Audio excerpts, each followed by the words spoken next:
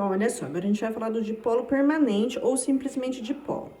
Então, que não eu falei agora há pouco, a gente chama uma molécula de dipolo quando existe uma deslocalização de cargas, tá? Quando a molécula é apolar, essa deslocalização é induzida por algum fator externo. Agora, as moléculas que são polares, o que acontece? Já existe uma diferença de eletronegatividade. Então, por exemplo, ó, a molécula do HCl, pela ordem de eletronegatividade, o cloro é muito mais eletronegativo do que o hidrogênio. Então, se a gente imaginar que a molécula do HCl, ela é formada por um elétron do hidrogênio que é compartilhado com um elétron do cloro, então a gente vai desenhar, a princípio, a molécula assim, ó. Certo? Há uma ligação covalente, eu tenho um elétron que é do hidrogênio, um elétron do cloro, eles compartilharam para cada um, né, estabelecer o octeto, lembrando que o octeto de hidrogênio é 2. Só que isso aqui não é assim. Na verdade, quando a gente faz esse desenho, a gente está errando. Por quê? Porque desenhando dessa forma, a impressão que dá é que isso aqui é simétrico. O par de elétrons é distribuído simetricamente entre os dois átomos dessa molécula, mas não é. Então, o que acontece? Ó, isso aqui não é verdade. A melhor representação para a molécula do HCl é essa daqui, ó. O hidrogênio, existe o par, a ligação, tá? Só que o par de elétrons, ele tá perto do cloro. Por quê? Porque o cloro, como ele é mais eletronegativo, ele vai puxar o elétron do hidrogênio para perto dele. Então, o que acontece? Ó, isso aqui não é um desenho bom para representar o que está acontecendo de verdade. Esse é. Todo elemento mais eletronegativo puxa o elétron do outro elemento da ligação para perto dele. Então, esse elétron aqui, ele está sendo puxado pelo cloro, tá? Então, ele fica aqui, ó, pertinho. Então, quer dizer, quando a gente passa um tracinho aqui, pensando numa simetria do par de elétrons, a gente não tem. Porque como ele é mais eletronegativo, o par de elétrons fica aqui. Então, eu vou falar assim, ó, a região ao redor do cloro, ela é mais eletronegativa, tá? Ela é mais eletronegativa do que a região do hidrogênio. Como o hidrogênio está perdendo um elétron, a gente vai falar que a região em torno do hidrogênio, ela é positiva. E a região ao redor do cloro é negativa. Essa letrinha estranha aqui é o delta, tá? Meu delta é meio esquisito, mas é um delta negativo. Significa, quando a gente fala delta, a gente está querendo dizer que a região tem mais elétrons. Não é uma carga, é uma região com mais elétrons. A densidade eletrônica aqui é maior e aqui é menor, tá? Por isso, então, que a gente tem esse desenho aqui, ó. Tá? Hidrogênio, delta positivo, cloro, delta negativo. Então, a molécula do HCl, ela já é um dipolo. Não preciso que nada induza a formação do dipolo. Por isso que esse tipo de ligação chama de dipolo permanente. Então, a molécula já é por si só um dipolo, porque existe um elemento mais eletronegativo do que o outro. Agora, pensa, ó, se essa molécula já tem uma região mais negativa, a região mais negativa de uma molécula vai atrair a região mais positiva da outra. E assim, sucessivamente.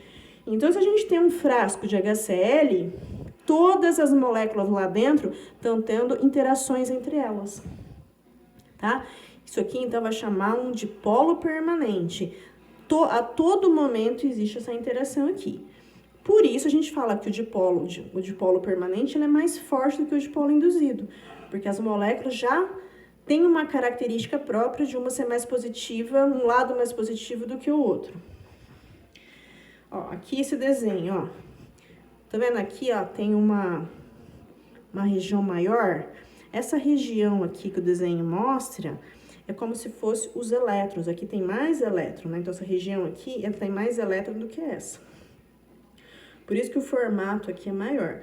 Densidade negativa e densidade positiva, tá? Então, ó, ela já é uma molécula polar. Aí, o que acontece quando a gente tem várias?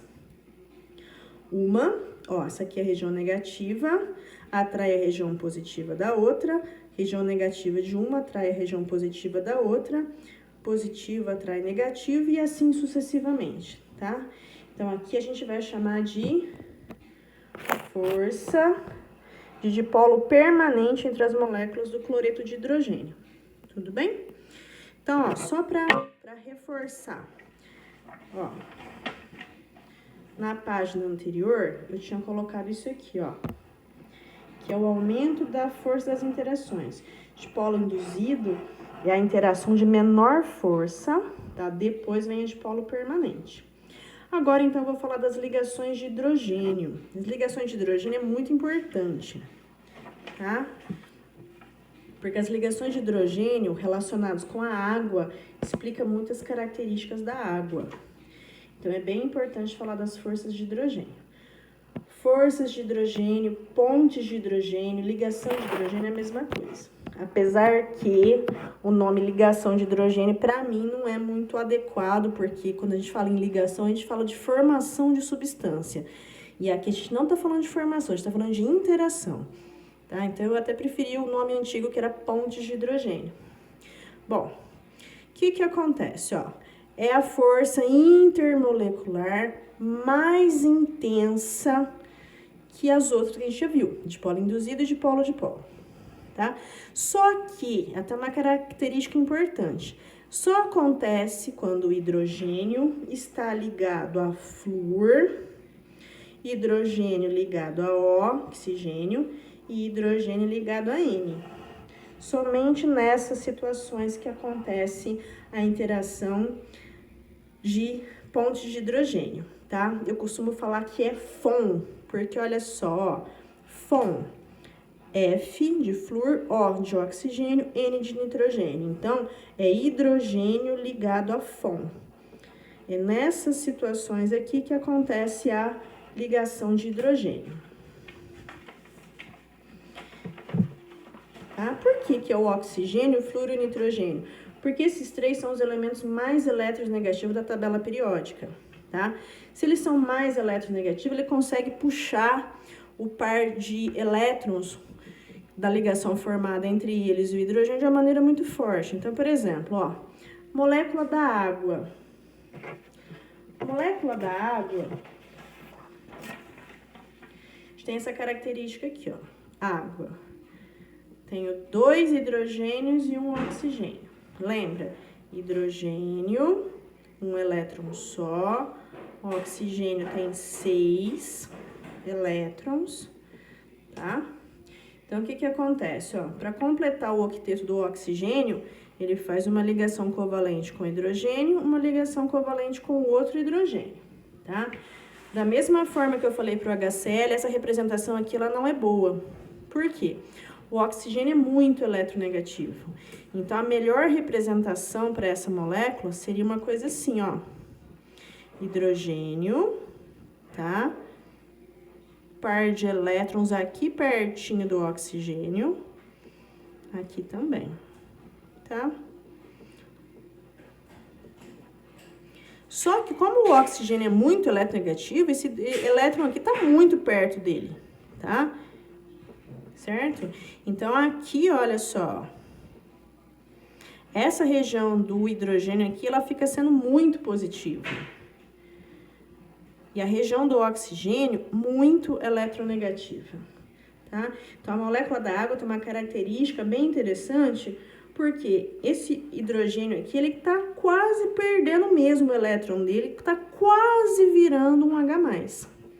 Se ele tá quase virando um H+, ele é muito facilmente atraído por um outro oxigênio, por um outro flúor, por um outro nitrogênio, por algum outro elemento eletronegativo. Porque esses daqui são muito eletronegativos, certo? Então, se esse hidrogênio aqui, ele tá quase, não virou, mas tá quase virando um cátion, o que acontece? Essa atração aqui é muito forte, tá? Então, essa atração é muito forte, o que acontece? A interação de uma molécula para uma molécula vizinha é muito forte. Então, pensa, se você tem várias moléculas de água, olha só o que vai acontecer.